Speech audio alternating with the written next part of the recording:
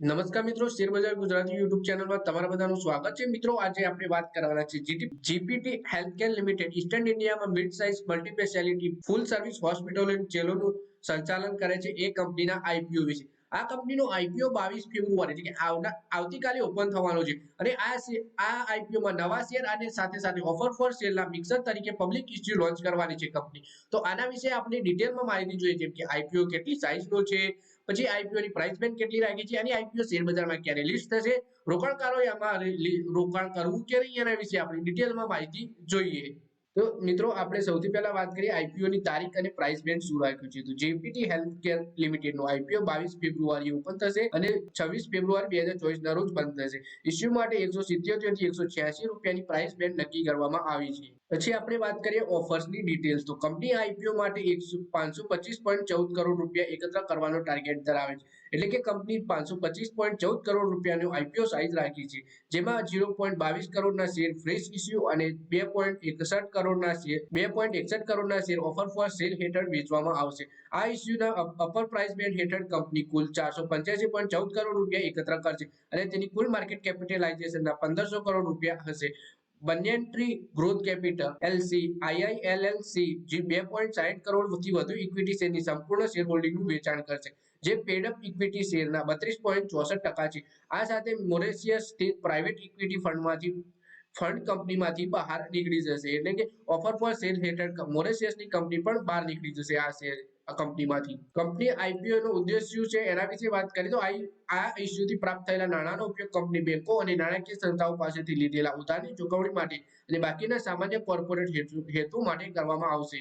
IPO ની લોટ size વિશે વાત કરીએ તો રોકાણકારો ઓછામાં ઓછા 80 શેરમાં રોકાણ કરી શકશે અને બાકી તેના ગુણાંકમાં રોકાણ કરી શકશે. આમ રિટેલ રોકાણકાર દ્વારા ઓછામાં ઓછા 14,160 રૂપિયા મિનિમમ રોકાણ કરી શકશે અને અપર પ્રાઇસ બેન્ડ હેઠળ વાત કરીએ તો 14,880 રૂપિયા રોકાણ કરવા પડશે. કંપની વિશે વાત કરીએ તો જીપીટી હેલ્થકેર લિમિટેડની સ્થાપના 1989માં થઈ હતી, જેનું હેડક્વાર્ટર પશ્ચિમ બંગાળના કોલકાતામાં છે. આઈએલએસ હોસ્પિટલ બ્રાન્ડ હેઠળ તે પૂર્વ ભારતમાં મીડિયમ સાઇઝની હોસ્પિટલ્સની સિરીઝનું મેનેજમેન્ટ કરે છે. આ કંપની સેકન્ડરી અને ટર્શરી કેર પર ધ્યાન કેન્દ્રિત કરીને ઇન્ટિગ્રેટેડ હેલ્થકેર સર્વિસ પૂરી પાડવામાં એક્સપર્ટ છે. 35 થી વધુ સ્પેશિયાલિટીઝ અને સુપર સ્પેશિયાલિટીઝમાં કાર્યરત આ કંપની વિવિધ પ્રકારની હેલ્થકેર સર્વિસનું પ્રદાન કરે છે. કંપનીની ફાઇનાન્શિયલ કન્ડિશન વિશે વાત કરીએ. નાણાકીય વર્ષ 2023માં કંપનીનો ચોખ્ખો નફો CAGR 36% વધીને 39 કરોડ રૂપિયા અને EBITDA 20.53% વધીને 80 કરોડ રૂપિયા નોંધાયો હતો. FY24માં પૂરા થયેલા 6 મહિનાના દરમિયાન નેટ પ્રોફિટ વાર્ષિક ધોરણે 38.3% વધીને 23.5 કરોડ રૂપિયા થયો હતો અને આ જ ગાળામાં રેવન્યુ 18.7% વધીને 204.2 કરોડ રૂપિયા રહી હતી.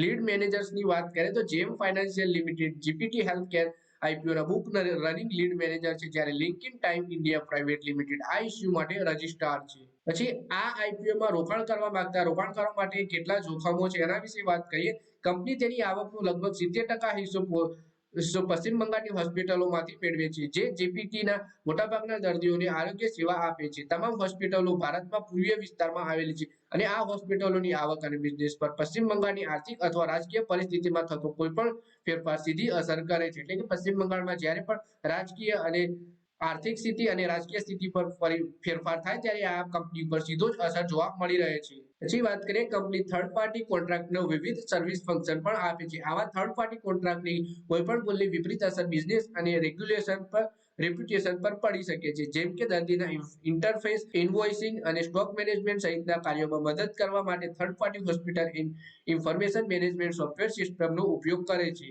અમુક જમીન કે જેના પર હોસ્પિટલો બે ઇમારતો છે જે જીપીટીની માલિકીની નથી, પરંતુ લાંબા ગાળાના ધોરણે લીઝ પર લેવામાં આવી છે. માલિકીના ટાઇટલ અથવા માલિકીના હક પર કોઈપણ પ્રકારની વિપરીત અસર અથવા શરતોનો ભંગ અથવા કોમર્શિયલી અનુકૂળ શરતો પર લીઝ કોન્ટ્રાક્ટ રિન્યુ ન થવો ઘણી સમસ્યા ઊભી કરી શકે છે. એટલે હોસ્પિટલ પણ બંધ થઈ શકે છે લીઝ કોન્ટ્રાક્ટ રિન્યુ ના થાય તો. પછી આઈપીઓની લિસ્ટિંગ વિશે વાત કરીએ તો કંપનીના શેર બીએસઈ અને એનએસઈ ઉપર લિસ્ટ થવાના છે. લિસ્ટિંગની વાત કરીએ તો 29 ફેબ્રુઆરી 2024 નક્કી કરવામાં આવી છે અને આ આઈપીઓની ટાઈમલાઈન એટલે કે શેર અલોટમેન્ટ થવાનું ક્યારે છે, રિફંડ ક્યારે મળવાનું છે એના વિશે આપણે વાત કરી લઈએ. સૌથી પહેલા આપણે વાત કરીએ કે આઈપીઓની ફેસ વેલ્યુ 10 રૂપિયા છે. 177 થી 186 રૂપિયા પ્રાઇસ બેન્ડ છે. 80 શેરોની લોટ સાઇઝ છે. 525.14 કરોડ રૂપિયાનો આઈપીઓ છે. ફ્રેશ ઇસ્યુમાં 40 કરોડ રૂપિયાનું છે અને 485.14 કરોડ રૂપિયા ઓફર ફોર સેલ હેઠળ કંપનીના એક્ઝિટિંગ પ્રમોટર્સ બહાર નીકળી જશે વેચીને. બીએસસી અને એનએસસી ઉપર આઈપીઓ લિસ્ટ થવાનું છે. ઇશ્યુ ટાઈપ બુક બેટ ઇશ્યુ છે. આઈપીઓ એલોટમેન્ટ થવાનું છે 27 ફેબ્રુઆરીએ. ઇનિશિયલ રિફંડ મળી જશે 28 ફેબ્રુઆરીએ. શેરધારકોના ખાતામાં શેર જમા થઈ જશે 28 ફેબ્રુઆરીએ અને આઈપીઓ શેર બજારમાં લિસ્ટ થઈ જશે 29 ફેબ્રુઆરીએ. રોકાણકારો મિનિમમ 14,880 રૂપિયા રોકી શકશે એક લોટમાં. તો મિત્રો આ વિડીયોમાં આપણે વાત કરી જીપીટ હેલ્થકેર આઈપીઓ વિશે. જે આઈપીઓ ઓપન થશે આવતીકાલે એટલે કે 22 ફેબ્રુઆરીએ, ક્લોઝ થશે 26 ફેબ્રુઆરી. આ આઈપીઓ શેરબજારમાં લિસ્ટ થશે 29 ફેબ્રુઆરી. અને કંપનીની વાત કરીએ તો પશ્ચિમ બંગાળ અને તે બાજુના વિસ્તારમાં તે કાર્યરત છે અને મોટાભાગનું રેવન્યુ તે બાજુથી એ જનરેટ કરે છે. તો મિત્રો આ વિડીયોમાં બસ આટલું જ. હવે મળીએ આવનારા વિડીયોમાં. ત્યાં સુધી વિડીયોમાં લાઈક કરો, કમેન્ટ કરો, વિડીયો પોતાના મિત્રો સાથે ફેસબુક, ઇન્સ્ટાગ્રામ, વોટ્સએપ બધી જગ્યાએ શેર કરો. શેરબજારની આવી જ માહિતી ગુજરાતીમાં જોવા માટે તમે ચેનલને સબસ્ક્રાઇબ કરીને ઘંટડી પર દબાવી દેજો.